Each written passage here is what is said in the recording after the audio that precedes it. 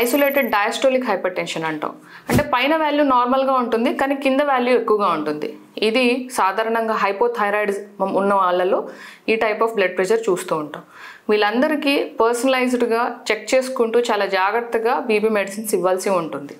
Doctors ఛాంబర్లో కూడా first time diagnose చేస్తున్నప్పుడు 2 to 3 రీడింగ్స్ తీసుకుంటాం, కొంత గ్యాప్ తీసుకొని మళ్ళీ రిపీట్ చేస్తూ ఉంటాం. కాబట్టి సింగిల్ రీడింగ్ అనేది లేదా 2 to 3 రీడింగ్స్ అనేది కొంతమందిలో ట్రీట్మెంట్ డెసిషన్కి సరిపోకపోవచ్చు. అలాంటి వారిలో మనం అంబులేటరీ బ్లడ్ ప్రెషర్ మానిటరింగ్ అని చేస్తాం. అంటే 24 hours మీ ఇంట్లోనే ఒక చిన్న రేడియో అంత సైజు ఉండే డివైస్తో పరికరం యూజ్ చేసి మనం బ్లడ్ ప్రెషర్ అనేది మానిటర్ చేయడం జరుగుతూ ఉంటుంది.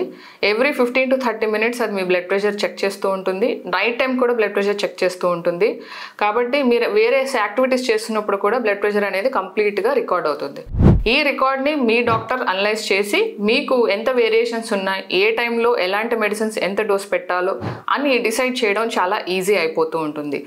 జనరల్ గైడ్లైన్స్ ప్రకారం, సైంటిఫిక్ గైడ్లైన్స్ ప్రకారం ఈ అంబులేటరీ బ్లడ్ ప్రెషర్ మానిటరింగ్ ద్వారా 24 hours యావరేజ్ 130 పైన లేదా కింద 80 కంటే ఎక్కువ ఉంటే మనం ట్రీట్మెంట్ స్టార్ట్ చేయాల్సిన అవసరం ఉంది. And different time of the డేని బట్టి వేరియేషన్స్ని కూడా దృష్టిలో పెట్టుకొని ట్రీట్మెంట్ డెసిషన్స్ తీసుకోవాల్సిన అవసరం ఉంటుంది.